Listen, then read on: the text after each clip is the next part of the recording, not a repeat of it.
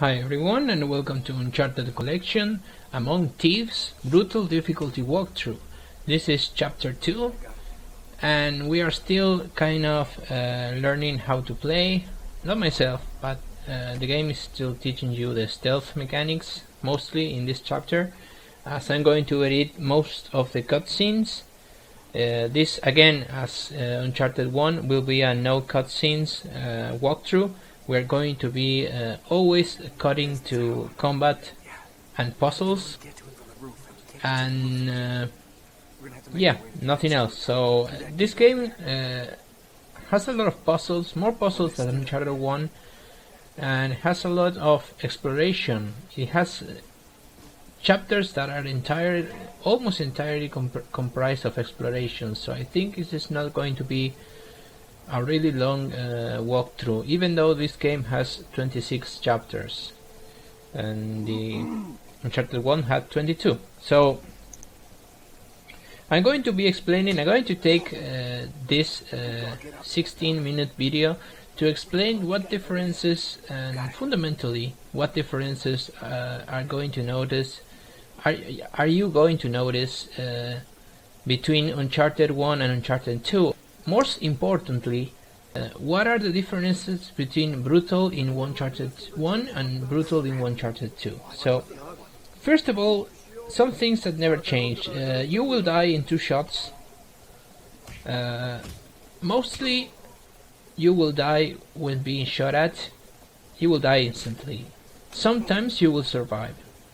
Of course, the screen will go automatically to gray, because getting shot and surviving is not common. Sometimes you die in 1 shot if they have the accuracy to hit you in the head, and they do, believe me, they fucking do.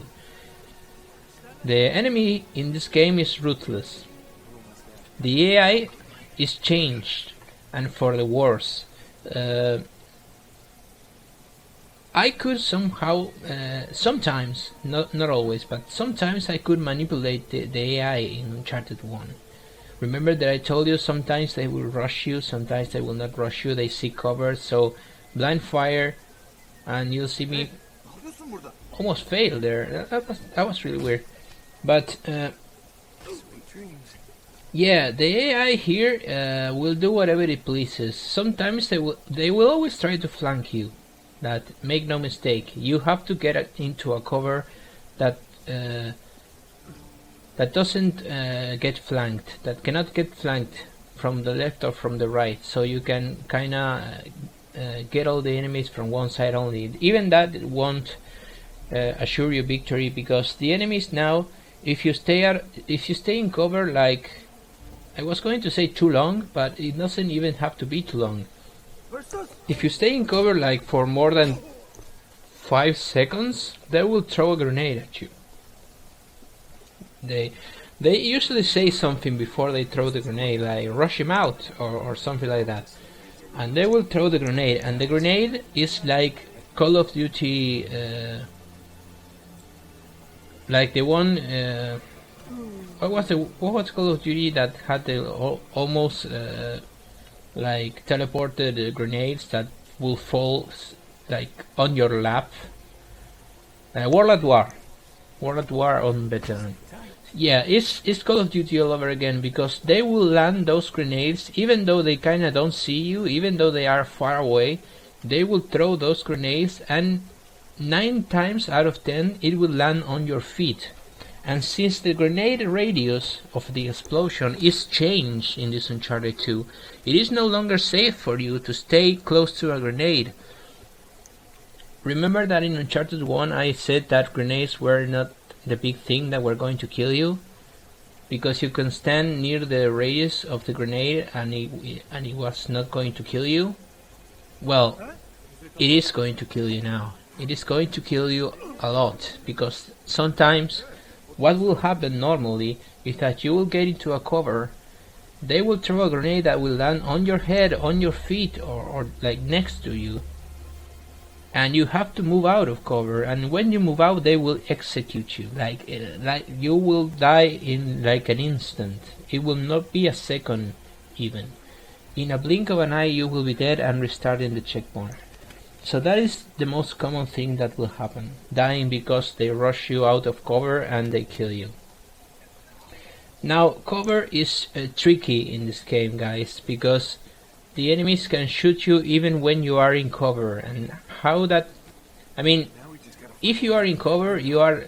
Just think of it like this. When you are in cover, in Uncharted 1, you are 100% in cover. In here, you are 90% in cover. If you have like a side to you that is not entirely covered, and a guy kinda shoots you from a side, from that very side when you are facing it,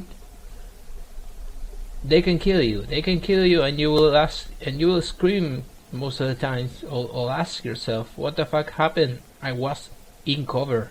But the thing is, you weren't 100% in cover. And that is something that the game does not explain, but it's a problem that sometimes happens. You have to... I will say the priorities in this game change dramatically from Uncharted 1. But even then, this game is easier. As I say that, you're going to die so much. So much, guys. Dying here is common. Dying in brutal difficulty is common. You don't have to see it as a failure. Death is not a failure here. Like, if you play Dark Souls, like, look at it like that way. Dark Souls don't even like come close to this difficulty. Dark Souls doesn't one-shot you unless you're doing a limited soul level run with almost no health, like something like that. But no game is as punishable as this difficulty. If you make a mistake, you will die. You could die even if you didn't make a mistake, because the game is nature. The nature of brutal difficulty is capricious. Like, you can have an excellent spawn when you defeat all enemy combatants, and they don't even shoot you at your general direction, and they kinda... You got lucky with the grenades, because grenades are going to become very important for your survival. You throwing grenades, I mean, and prioritizing enemies. You have to prioritize enemies and blind fire, guys. I cannot express how important blind fire is in this game. It was important in Uncharted 1 Remastered, the previous one that we go through. In this one, it's essential. Because the minute that the cover system is going to get you killed more times than the grenades. Because the moment you pick out of cover, you're dead.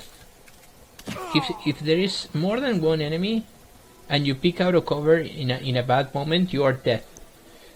That translates in the cover is going to kill you.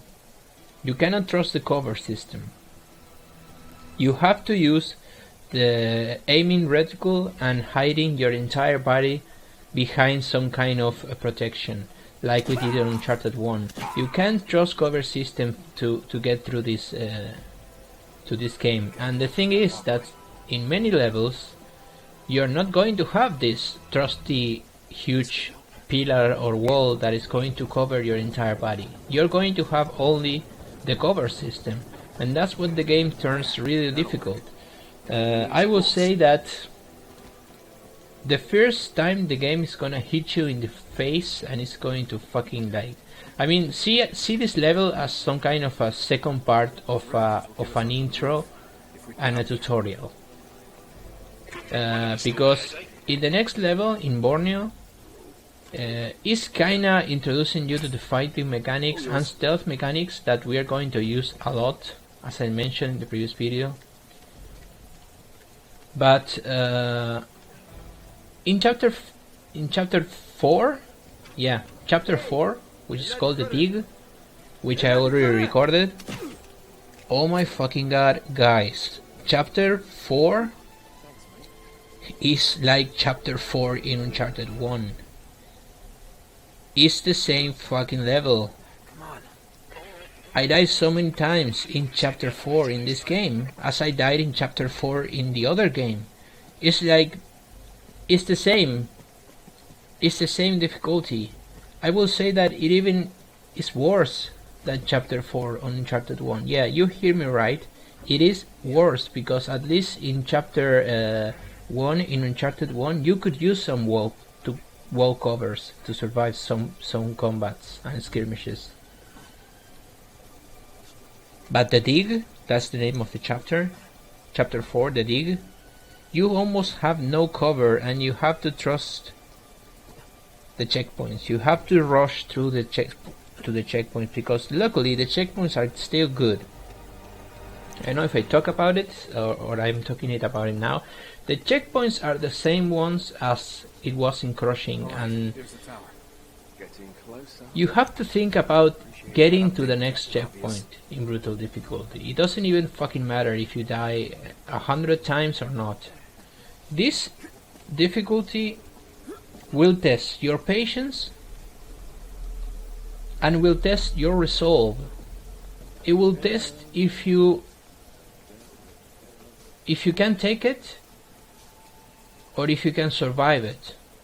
And it doesn't matter if you like punch your pillows or attack your pillows and or punch your dog. Like, no, don't punch your dog. But I mean, it doesn't matter what kind of person you are. You have to like I was going to say you have to like getting punished. That sounds like sadistic, but you have to like a difficulty where you get punished with death with every single mistake that you make. And sometimes you don't even make a mistake. Sometimes the game thrusts you into a sequence that you have little to no control, and you will die hundreds of times. And you can't do much about it. But as this is a walkthrough, I will try to in every sequence, in every combat, in every fight, I will try to investigate that fight and find out the best way, the best cover, the best approach for you, so you can have a less difficult way. But believe me, if you're trying brutal difficulty, you're going to die. It's common, and you don't have to see it as failure. That's the thing. If you see death as a failure in video games, don't play brutal difficulty, because it is more likely that you are going to die than you are going to triumph in each and every checkpoint. Even as I say that, the game is finishable. And I was saying something before in Chapter 4, the dig. If you get to Chapter 4, well, you will get to Chapter 4 because it's not really that hard to get to Chapter 4. But Chapter 4 is going to kick your fucking face, and it's going to tell you like in the first video, welcome to brutal, bitch. And it is up to you if you go further into the game from that point on. But this is that is so that the game will throw at you in a single fucking, like, you have like almost zero cover, you have a bunch of enemies, several waves, you have checkpoints, but the first checkpoint is really long. And see me fail here. Oh no, I didn't fail here. I must have failed before. Yeah, if you get to Chapter 4, and Chapter 4 doesn't, Chapter 4 will show you how brutal difficulty is. As it sounds redundant, I'm sorry. It will show you how crazy it can be, with a short sequence at the end, when you will die over and over and over again just because you didn't get it right, just because luck is not on your side. Now, as I always said before this, the real purpose of this walkthrough, of all three walkthroughs that are going to come, then Drake Deception, the third one after this one, if I beat it, will be to minimize deaths and to minimize the chance of you getting shot. But I can tell you in every single combat that if you follow what I did, you will not die, because sometimes in my recording, an enemy didn't throw a grenade, and in your gameplay, that enemy will throw a grenade, and it will make you exit cover, and you will die. And those are things that I cannot control. But I can control how I move. I can control how I shoot at enemies. As you see me play, you'll want to copy that, because guys, I have to go through crushing twice, and I know these levels like the back of my hand. I know the spawns, and believe me when I say, take nothing for granted, not even cover. Your priorities here is survival. It's just down to survival. Is this more difficult than Uncharted 1? I don't think so. I think this is going to be easier. But brutal difficulty still stands very, very strong here. And that's it, guys. This was chapter 2. That was all the advice that I can give you. And we'll see each other in chapter 3, which will contain a little combat. And then chapter 4. And guys, chapter 4 is the real deal. So I'll see you soon. This was Hado, signing off. You've been played. Oh, really? Hey! Jackass, you're ruining the show here. Ah, what a shame. Sully! I really can't leave you alone for a minute. Oh, man, am I glad to see you. How you doing, kid? I'm doing just great.